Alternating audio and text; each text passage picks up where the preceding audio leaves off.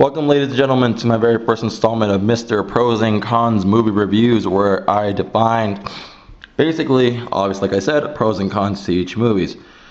Well, what I'm thinking of doing soon is me and about 30 of my friends will be doing a review of our favorite movies of all time.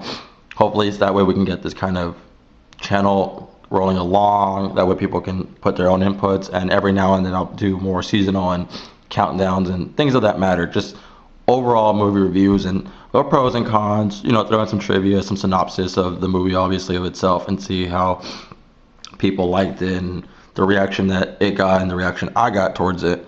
So today I'm going to be reviewing 3 movies, obviously in each its own different video. So which movie am I going to start with? Well, we can go in order of time, or I can go in order of my personal preference. Let's go Smokin Aces. Alright, Smokin Aces. Synopsis.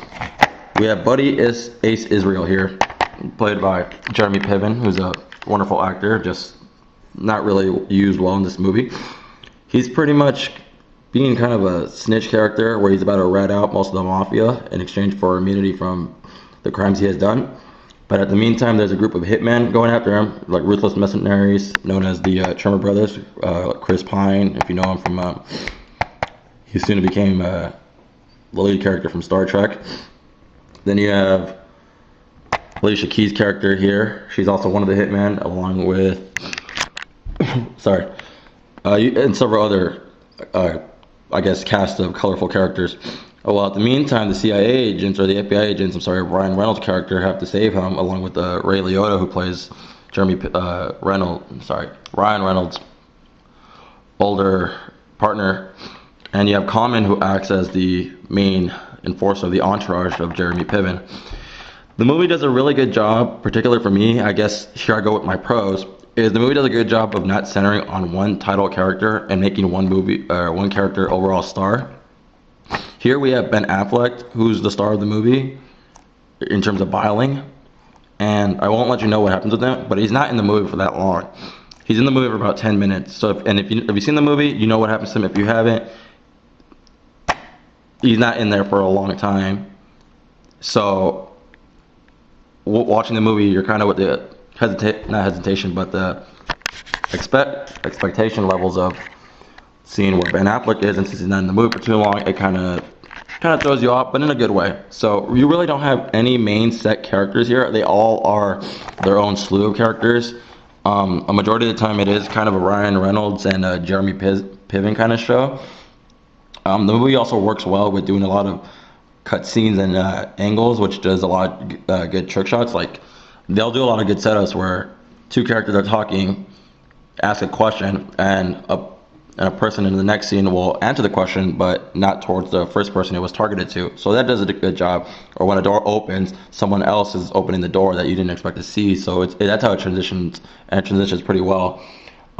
This overall story, while not good in a sense, because it's kind of every hitman for themselves kind of ran way. It does dwell a lot on action, especially the hotel scenes versus the Tremors and the hotel guards. That's a very good scene. It does. So I said Common, this is where he makes his acting debut, and I think he did a very good job trying to show himself in an emotional kind of state. Right here, he's kind of a rugged killer, but underneath you can kind of see he's a very nice guy, and you kind of see that. Ray Liotta, again, he's in the movie. He does a very good job as the more veteran actor, both in his role as a veteran FBI agent and a veteran actor in general.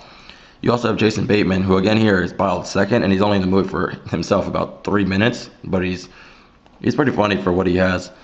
As you see, Andy Garcia is the head FBI agent who's overrunning the protection, but his character, not really well, just kind of stereotypical FBI leader. Again, kind of more stoic and very serious the whole time. Never cracks a smile or never changes expression. I guess cons of the movie.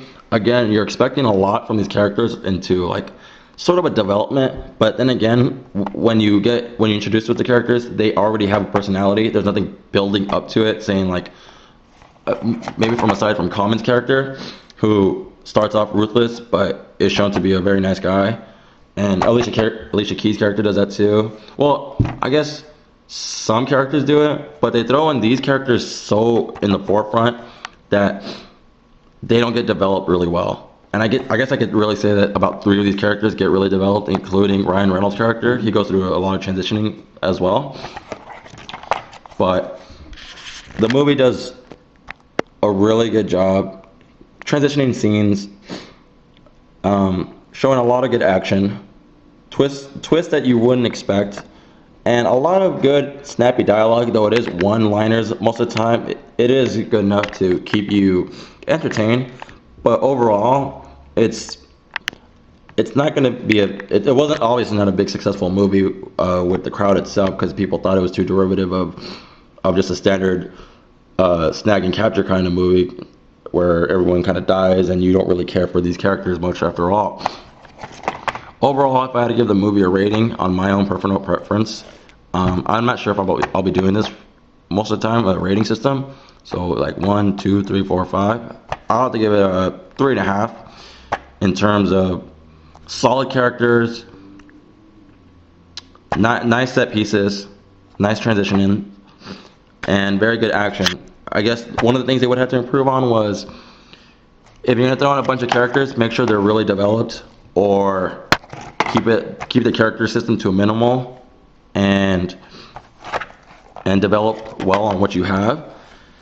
Another thing would be Jeremy Piven's acting was subpar, to say the least. I mean, in the movie he plays a coked up drug dealer, and I feel like that's what he was giving us the whole time, was him literally on coke. Slight trivia: Matthew Fox is in the movie for a short bit.